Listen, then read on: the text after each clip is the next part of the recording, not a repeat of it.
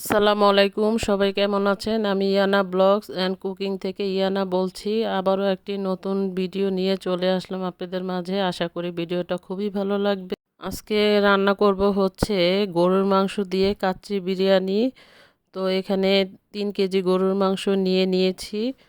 আর হচ্ছে মশলাগুলো সব দিয়ে দিচ্ছি একে একে করে। কাচ্চি বিরিয়ানি যে মশলাগুলো হয় এগুলো দিয়ে ভালোভাবে এটাকে মেখে মেরিনেশন করে রেখে দিব।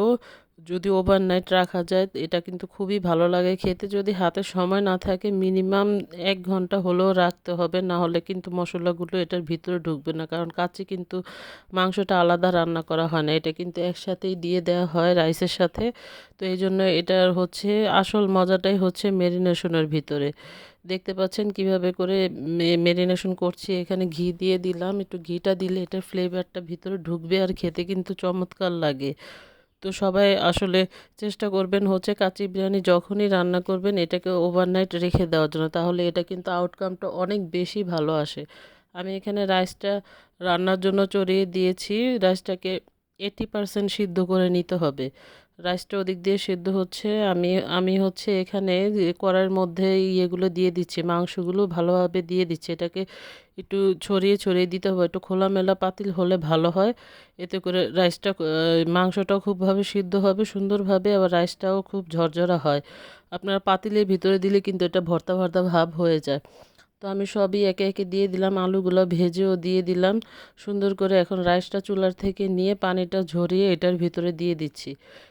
এটাকে কিন্তু একটু ছড়াই দিতে হবে, তাহলে কিন্তু জিনিসটা অনেক সুন্দর হবে। দেখতে পাচ্ছেন রাইসটা কত সুন্দরভাবে হচ্ছে। এটা হচ্ছে বাসমতি চালের রাইস। তো এটার মধ্যে হচ্ছে কেওড়ার জল, দুধ, ঘি এগুলো মিশিয়ে আর হচ্ছে কালার দিয়ে দিলাম, দিলে একটু ভালো লাগে দেখতে। তো এই যে আটা দিয়ে মুখটা সিল করে দিলাম, দিয়ে এটাকে দমে দিয়ে দিব। প্রায় 1.5 ঘন্টার মতন রাখবো। 1.5 ঘন্টার মতন রাখবো। রাখার পরও চুলা বন্ধ করে যদি আরও 10-15 মিনিট রাখা হয় এটা আউটকামটা কিন্তু খুবই ভালো হয়। কিন্তু আমি অবশ্য রাখতে পারিনি, আমার বাসার সবার ক্ষুধা লেগে গেছে। বিরিয়ানি দেখলে তাদের আবার বেশি ক্ষুধা লেগে যায়। তো আমি পারিনি রাখতে।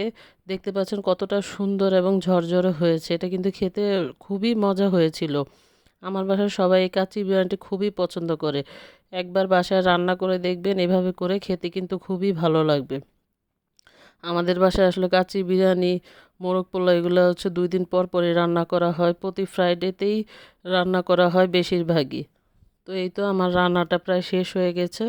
আপনাদের কাছে আমার ভিডিওটা আসলে কেমন লাগলো সেটা অবশ্যই জানাবেন। আমার রান্নাগুলো কি আপনাদের কাছে ভালো লাগে কিনা, কে কোথা থেকে দেখছেন, আপনাদের মূল্যবান মন্তব্যটা আমাকে অবশ্যই জানাবেন। তো সবাই ভালো থাকবেন।